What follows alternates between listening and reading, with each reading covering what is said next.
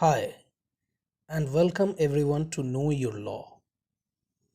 This is a small initiative to let everyone aware of various important and essential laws of our country. Each week, we try to bring to you an essential provision of one of the many acts in our country. Hope it will help you, if not today, but sometimes in your life.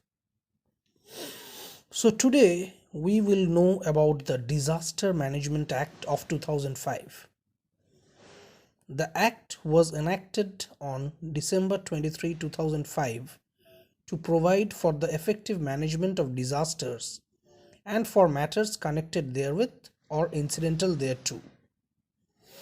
So, what is disaster according to the Act?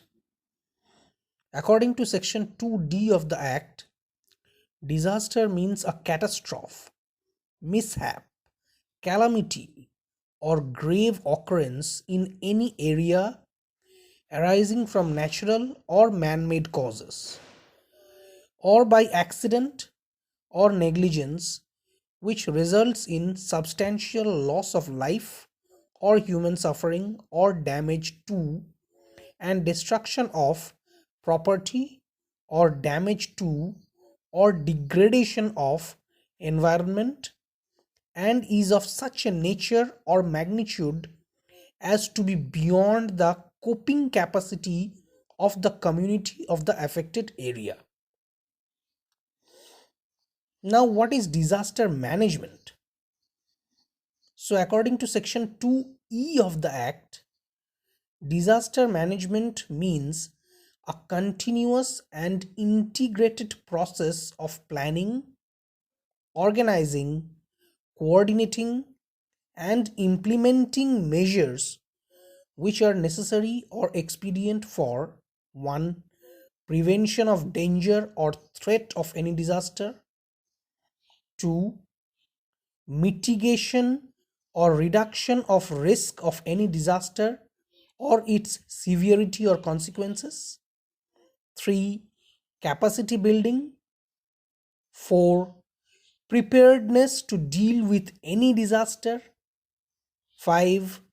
Prompt response to any threatening disaster situation or disaster, 6.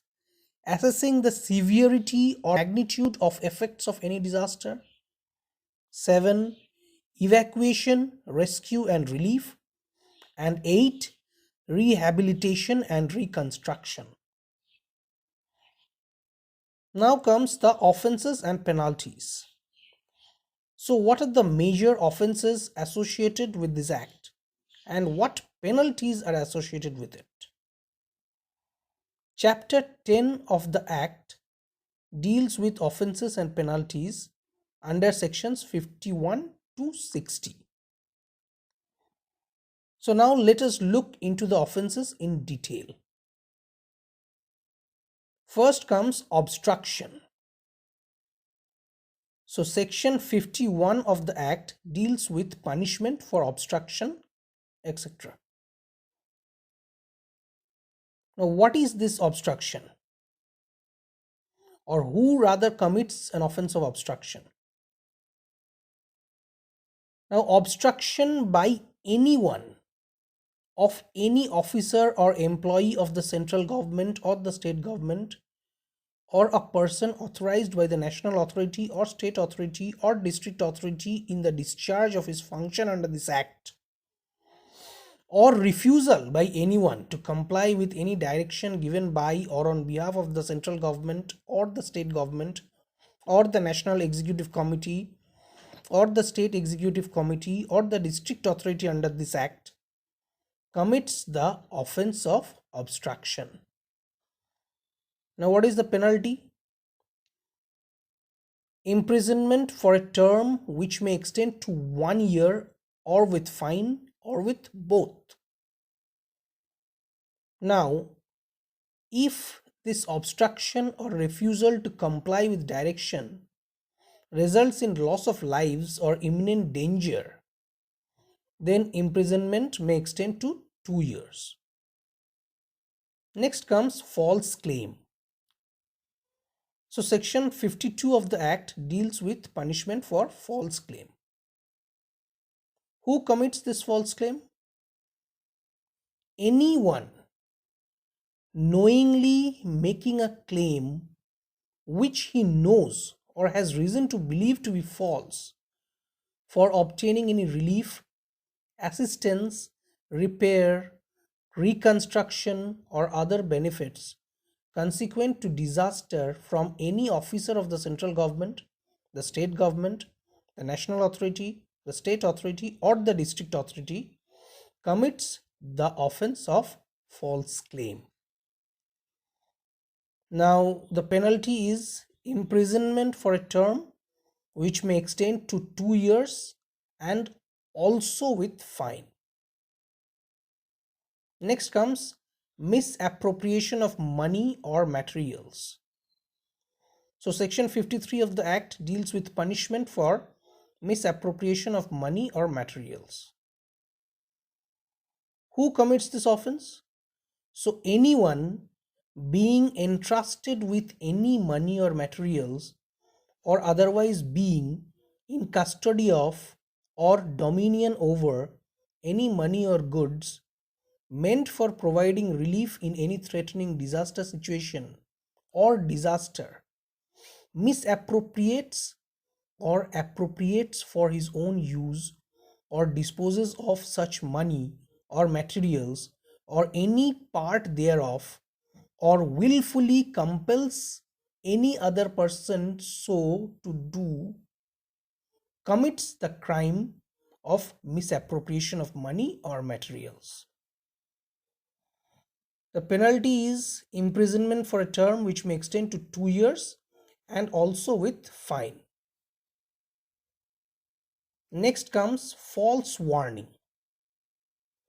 So section 54 of the Act deals with punishment for false warning. Now anyone who makes or circulates a false alarm or warning as to disaster or its severity or magnitude leading to panic commits the offense of false warning. Punishment is imprisonment which may extend to 1 year or with fine. Next comes contravention of order against requisitioning. Section 57 of the Act deals with punishment for contravention of an order against requisitioning. Now, what is this offense? Now, Section 65 of the Act empowers the authorities to requisition resources, provisions, vehicles, etc. for rescue operations. Any person contravening any order section 65 commits the offense of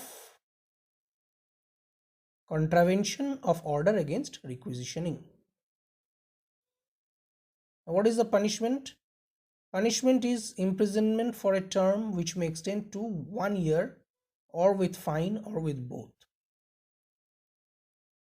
So whenever there is a disaster situation, the government or any authority has the power to ask anything from any person whom the government or the authority feels has the resources or the capability to help.